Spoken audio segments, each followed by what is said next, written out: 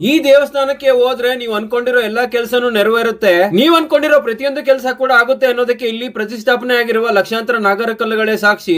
ಇಡೀ ಭಾರತ ದೇಶದಲ್ಲಿ ವಿಶೇಷವಾದ ದೇವಸ್ಥಾನ ಇದು. ಅಶ್ವತ್ಥ ಮರದಲ್ಲಿ ನೆಲೆಸಿರುವ ಏಕೈಕ ದೇವಸ್ಥಾನ ಇದು. ಮಕ್ಕಳಾಗಿಲ್ಲ ಅಂತ ಲಕ್ಷಾಂತರ ರೂಪಾಯಿ ಖರ್ಚು ಮಾಡಿರ್ತೀರಾ.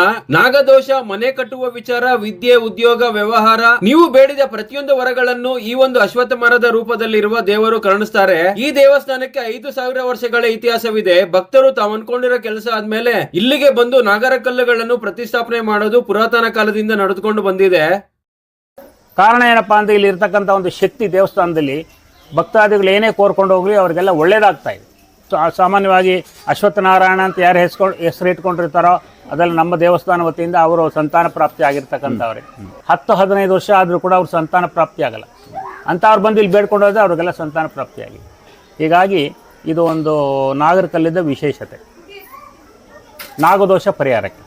ಎಲ್ಲಿ ಅಂತ ಹೇಳ್ತೀನಿ, ಫಸ್ಟ್ ವಿಡಿಯೋ ಸೇವ್ ಮಾಡ್ಕೊಂಡು ಕೊನೆ ತನಕ ನೋಡಿ. ನಮಸ್ತೆ ಕರುನಾಡು, ನಾನು ನಿಮ್ಮ let's go with Mithun Tumakuru. ಈ ಒಂದು ಪುರಾಣ ಪ್ರಸಿದ್ಧ ಸ್ಥಳವನ್ನು ಮೈತ್ರೇಯ ಮಹಾಮುನಿ ಋಷಿಗಳ ಆಶ್ರಮ ಅಂತ ಕೂಡ ಕರೀತಾರೆ. ಮಹಾಭಾರತದ ವಿದುರ ಮಹಾಭಾವರು ತನ್ನ ಮನಸ್ಸಿನಲ್ಲಿ ಆಗಿರುವ ದುಃಖವನ್ನು ಪರಿಹರಿಸಿಕೊಳ್ಳಲು ಪರಿಹಾರ ಕೇಳಿದಾಗ ಕಲಿಯುಗದಲ್ಲಿ ನಿನ್ನ ಹೆಸರು ಚಿರಸ್ಮರಣೀಯವಾಗಿರುತ್ತದೆ ಎಂದು ತಿಳಿಸಿದರು. ಈ ಒಂದು ಜಾಗದಲ್ಲಿ ಋಷಿಗಳು ಅರಳಿ ಮರದ ಸಸಿಯೊಂದನ್ನು ಬೆಳೆಸಲು ಸೂಚಿಸುತ್ತಾರೆ.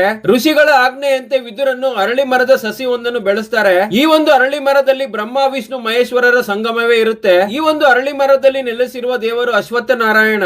ಅಂದಿನಿಂದ ಈ ಒಂದು ದೇವಸ್ಥಾನಕ್ಕೆ ವಿದುರಾಶ್ವಥ ಎಂದು ಪ್ರಸಿದ್ಧಿಯಾಗಿದೆ. ಈ ಒಂದು ಸ್ಥಳದ ಹೆಸರು ವಿದುರಾಶ್ವಥ ದೇವಸ್ಥಾನ.